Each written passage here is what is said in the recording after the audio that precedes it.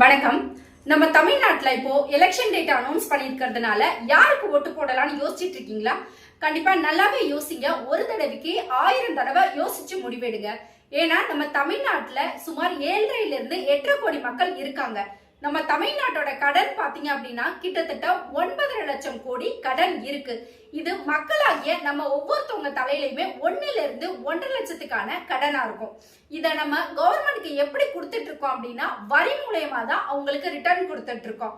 ஆமா, நம்ம குடிக்கிற தண்ணியில இருந்து குழந்தைங்களுக்கு வாங்குற டயப்பர் வரைக்குமே நம்ம வரி கட்டிட்டு இருக்கோம். இப்பவே மக்களாகிய எல்லாரும் என்ன சொல்றாங்கன்னா அதிகப்படியான வரி கட்டிட்டு இருக்கோம், ரொம்பவே சிரமமா இருக்கு அப்படின்னு சொல்றாங்க. சோ இன்கேஸ் ஃபியூச்சர்லயுமே கவர்மெண்ட் கிட்ட இருந்து இலவசமா பொருட்களோ இல்ல பணமோ நம்ம வாங்கும் பொழுது கவர்மெண்ட்க்கு கடன் சுமை அதிகமாகும்.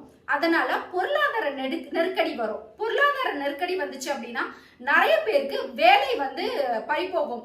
அதை தவிர்த்து நம்ம வாங்கக்கூடிய அத்தியாவசியமான பொருளான அரிசி, பருப்பு, பால் இது போல பொருட்களோட விலை அதிகமா இருக்கும். அதுக்கான வரிகளும் அதிகமா இருக்கும். தென் கவர்மெண்ட் ஏதாவது நலத்திட்டங்கள் செஞ்சிட்டு இருக்காங்க அப்படின்னா அது அப்படியே ஸ்டாப் ஆயிடும்.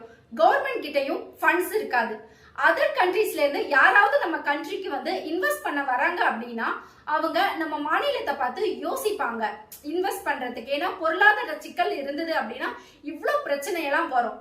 அதனால இலவசம் அப்படின்ற ஒன்ன பார்த்து மயங்காம யாராவது இலவசமா தரோம் அப்படின்னு சொன்னா அதை காது கொடுத்து கேட்காம நீங்களா யோசிச்சு முடிவெடுங்க. ஏன்னா நம்ம பொருளாதாரம் மக்களாகிய நம்ம கையில தான் இருக்கு. அதனால அதை மனசுல வச்சுட்டு எப்பொழுதுமே ஓட்டு போடுங்க.